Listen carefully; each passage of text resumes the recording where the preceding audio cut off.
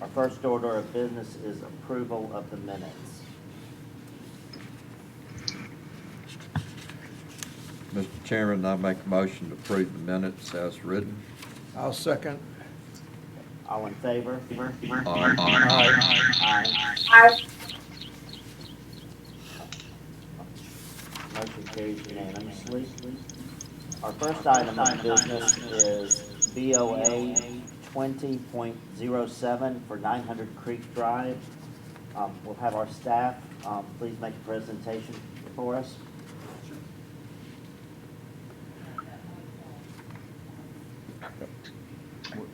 So we should be okay. Not getting an echo. Thank you, Mr. Chairman. I want to give a nod. Samara Wiley has really put a lot of work into getting this. She's on vacation, so my name's Hunter Simmons. I'm Planning and Zoning Manager, and we'll present this case tonight. This is a front setback variance request at 900 Creek Drive. It's BOA case 20.07. The location of 900 Creek Drive is Lot 1, as shown on the attached map. This variance request is going to also include Lots 2 and 3 as shown here. So everything kind of highlighted in blue. For reference, this is adjacent to the marina to the south, Fly Creek, and other smaller lots without a resident on the lots. This is a dead end. You can see the wide right-of-way in this area, but paving, we'll look at a little bit later, does not cover that whole area. The request is a front setback. The property is currently zoned R1, low-density, single-family residential. The applicant is requesting a 24-foot front yard variance, so the setback would be 16 feet instead of 40 feet. The zoning order currently requires a front setback of 40 feet in R1. Before we kind of get into this plan, just to give you a little background there, R1 is our least dense single-family residential. We do have a RA for agriculture, and typically those are 15,000 square feet and higher lots. These lots were subdivided in the 50s, and the zoning came in during that time. So R1, these are non-conforming lots. The reason for it, we look at the variance request and why it's there, and a hardship is typically required to hear that request. These are obviously, by their size and shape and size, a hardship. There's something unique. That is one of the criteria we look at, something unique about this. So every lot in the nut is not unique. They're all substandard in size, but not unique. The size and shape of this certainly throws it into that category that's unique and acceptable for a hardship. So looking at the survey here, you see lots 1, 2, and 3. The variance request is what we've drawn in is the 16-foot setback. If you can see the line here, that is the edge of pavement, and we're approximately 40 feet from the edge of pavement. We've checked with Public Works. There's no designs to utilize this space. I think we have a photo to show. There's trees in this area. This grass. It is the right-of-way, but in effect, the house will be a little further from the edge of pavement. That's no reason to give a variance. We look at this all the time, and everyone has a variance. But just to show you the facts on this area, the due diligence we've done to check in. That is what we're looking at. So you can see the edge of pavement, even though this photo's a little skewed, you can see back approximately where 40 feet would be. And I'm going to go back and forth a little bit. You can see what's listed as power. There's a few issues here just that need clearing up. What you saw there was a power line as labeled on this plan.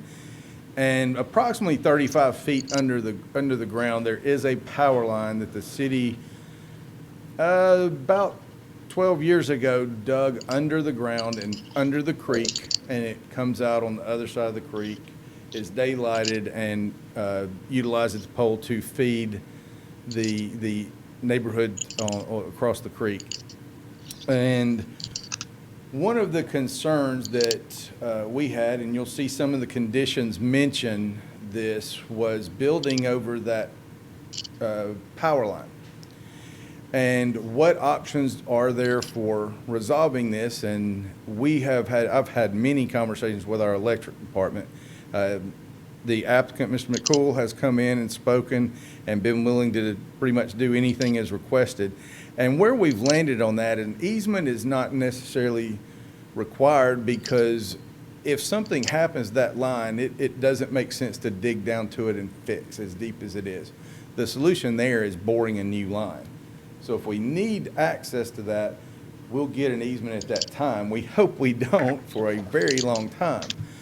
What instead their concern was, building on top of this, you want to make sure that anything built does not add pressure and prematurely damage this underground utility. So their request was a condition of approval, if the board so chose to do, that they will review plans, and a structural engineer will have a plan design that will displace the pressure from either piers or I believe it will be on piers, that will displace that, and that will be required before a permit is ever issued by the utility. So you'll see those conditions if approved. And while we're on this one, we zoomed into the survey. So the survey, if you see, is kind of tough to read, because there is a 5-foot strip attached to these properties that was labeled in the 50s required for drainage. It is not an easement as it currently sits, and one of the conditions is also making that an easement, so that, and it's not something the city wants to take. But there are other properties that water is shed. The water can be a problem. So if there's an easement that can be fixed if property changes hands. A little background on that: this was basically a drainage ditch or a swell coming down. Mr. McCool has, with permission and in concert with the marina, basically put a culvert in this area, so it's a lot cleaner looking. In doing so, the pipe goes on the other property a little bit in a few areas.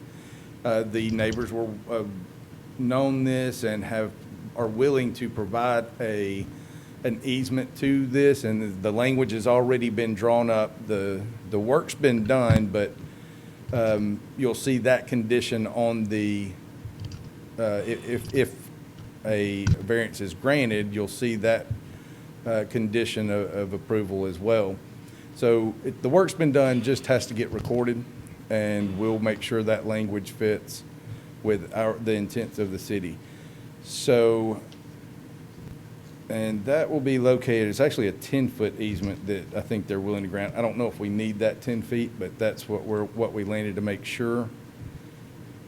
And we can go on through just an example of the architectural style, not the house being proposed, but an architectural style that was presented.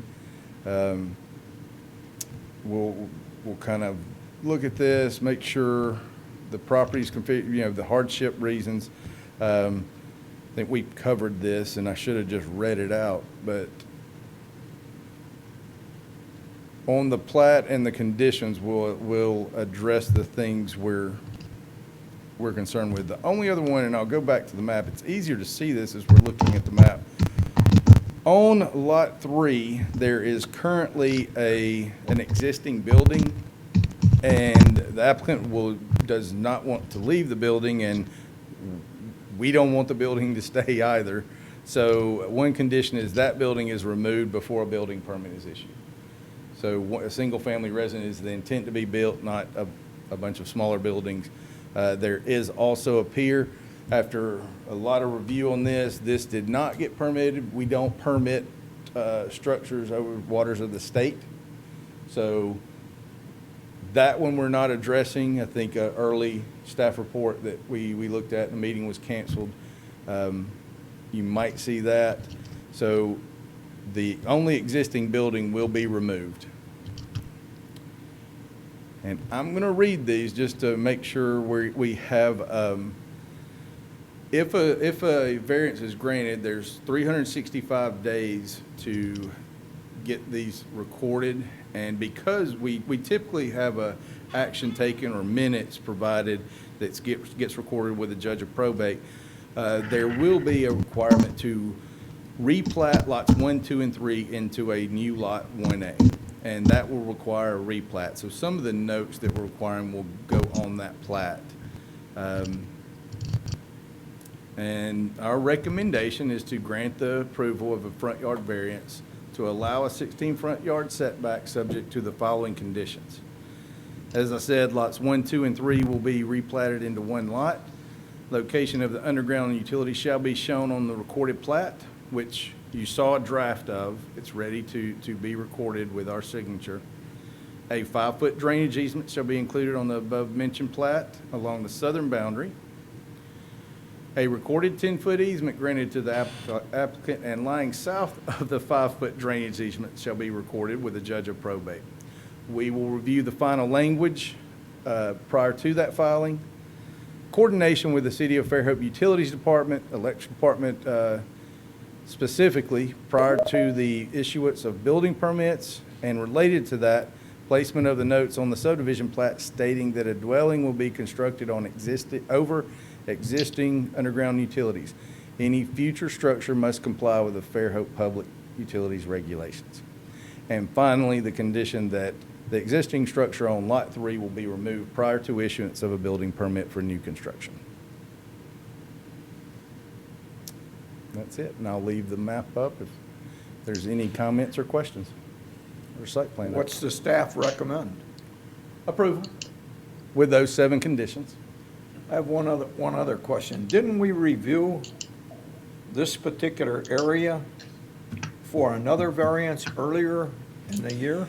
It was on Creek Drive, but it was Valanta View subdivision. There was 2 phases. This is part of the first phase, and the one we reviewed was north of this, not adjacent properties, but it was in the area, very close. And you had a lot of substandard lots. I'll be the first time, and I've spoken at length about this. The first time I looked at there, I thought there's no way, because you can clearly see the intent of, in the 50s, how these lots were split up. There was a few lots that didn't have water frontage. And these lots were those access for that. And a lot of the concerns and letters and emails and calls we've gotten has been just that.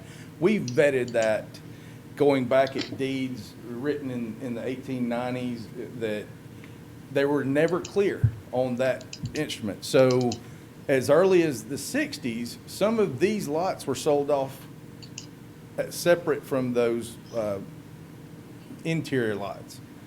So while that might have been the case when they first developed, there was nothing tying that. There's no legal ramifications for trying to hold someone to that. They're all in different ownerships now, I believe. And now the applicant owns 3 and wants to utilize the land. So, Okay. sorry, that was a little bit a long answer for your question, but I thought it was important to mention. No, that was a very adequate answer. I'm very disappointed in the thing that we're supposed to look at. I wish you'd turn and read what's on that chart up there, because I can't read it. This is too small for us to make, honest to God, appraisal. This is a slideshow. The PDFs that we put out online are at a good resolution, and you should be able to zoom into that and Well, see that. Then why do I get this? Everyone, on our website is available for the digital file if you need to zoom in. Are you asking for a full-size plan? Will That's you what help he me, printed. understand how to get in there and look at this? I think we might need to have a work session, not tie it to this case, but let's have a work session and kind of, we can show you some of those tips on how to navigate through our packets, Okay, if that's okay. yeah. Okay? I think that's a quick work session to talk about vacancies and how to navigate those things would be great. I have one question, just for my curiosity. Sure. The underground conduit for the power, was there ever a recorded easement for it, or did they just bore under it?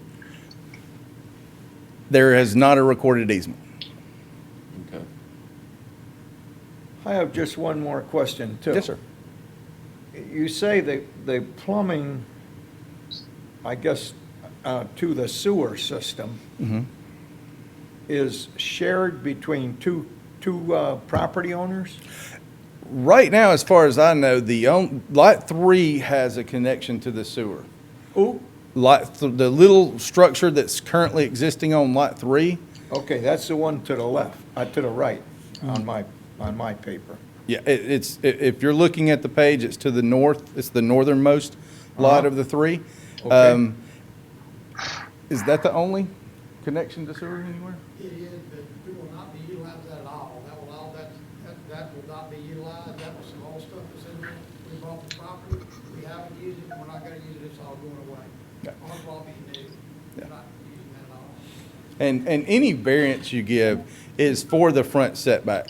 This doesn't negate any other building codes or, sewer connections. All of those are still reviewed if a building code is Well, pulled. it was very difficult to follow what he said. Can you tell me, are there two people on the same sewer line? No. Okay. One building Is that and, the way it will stay? yes, this is a single-family residence, so when you combine, as currently sitting, it's 3 lots. So there's a potential for 3 houses. They would be small, but there is a potential for 3 houses. Will they still use the same plumbing, same sewer? No, sir. Everything's gonna be brought up to modern codes. Okay. Kathy, That's are you what I still with wanted us? to know. Oh, that's her trying to Oh, get in. forgive me for just a second. Did you get her? Okay. Very good. Thank you. Kathy, are you back with us? Testing. Are you with us again, Kathy? She's on her cell phone, Hunter.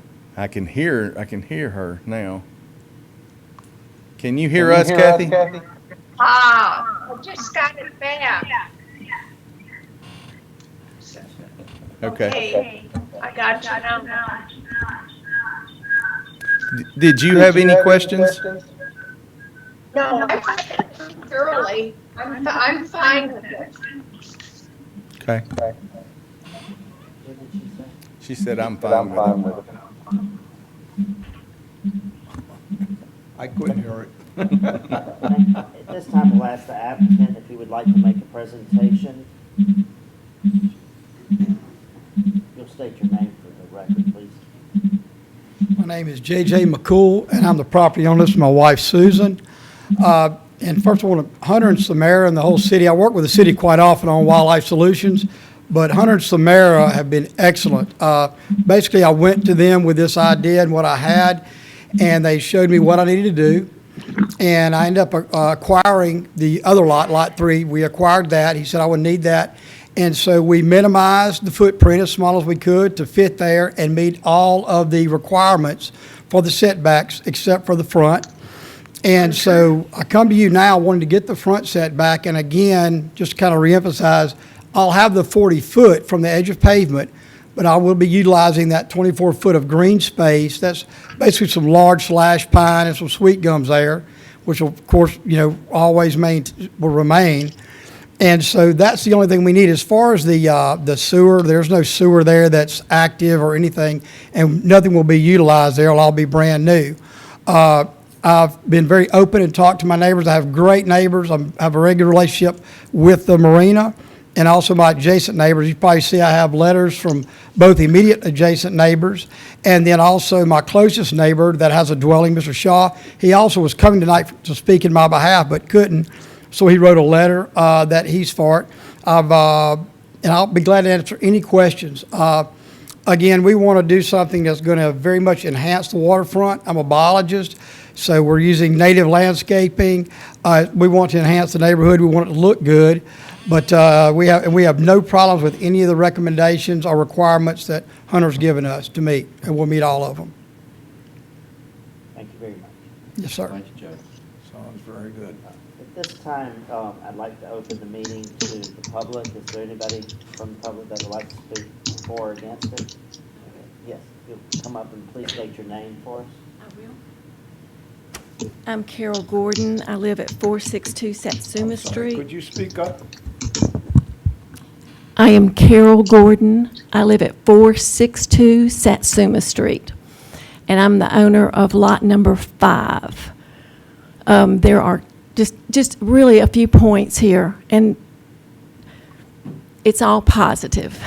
The 6 lots that were talked about down there, I think that it was communicated, but I'm just going to restate that in the 60s, when the subdivision was done for non-water access homes, you were deeded this separate little pie.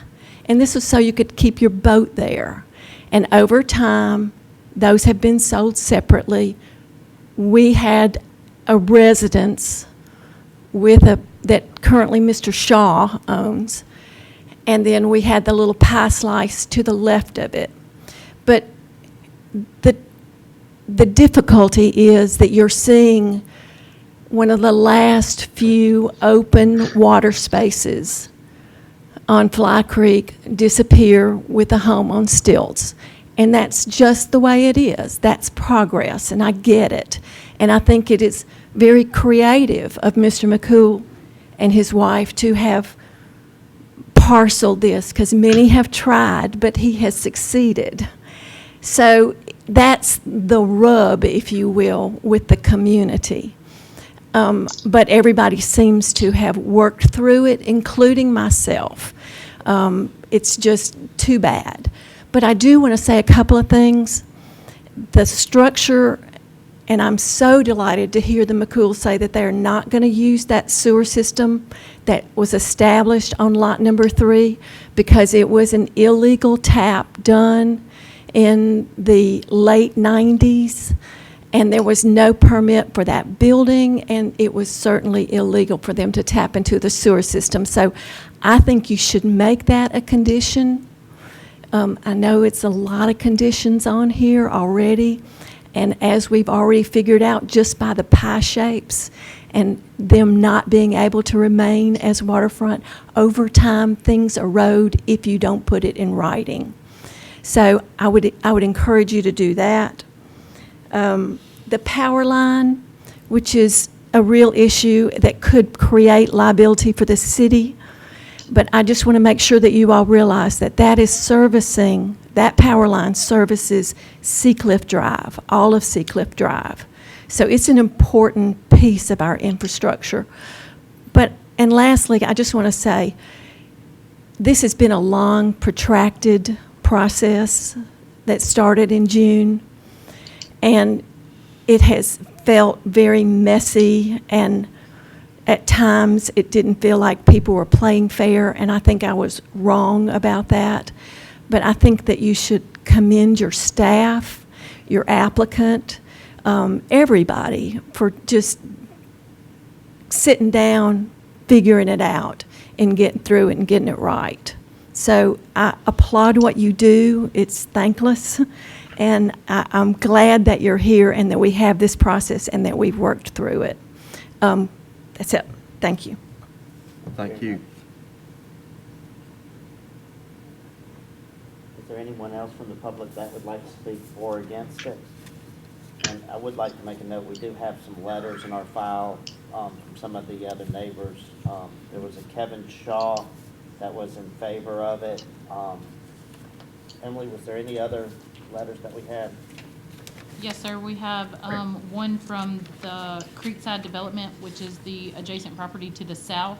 They're also in favor of it. That's included in your packet, as well as a letter from Kurt Schneider in favor of the recommendation of the proposal, and then the letter from Ms. Gordon that just spoke. That just, okay. Thank you very much. So all in favor, right? Yes, sir. Not so much. Ultimately, Not so Ms. Gordon was not. But it is what it is. No. At this time, we'd like to close the public portion, and is there any discussion with the board members, or do we hear a motion? Mr. Chairman, I'd like to make a motion to approve the application for the 16-foot front setback with the conditions of staff conditions, the 7 that Hunter has outlined.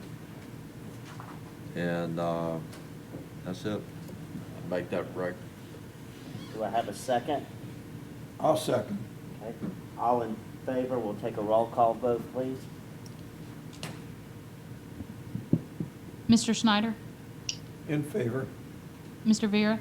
Yes, in favor. Mr. Avent? Yes. Ms. Slagle? Kathy, can you hear me? Can you hear me, Kathy? Tell her to do the YMCA. Yeah. Kathy? Kathy, can you hear us? Yeah, and now I hear you. Okay, that microphone has had some problems.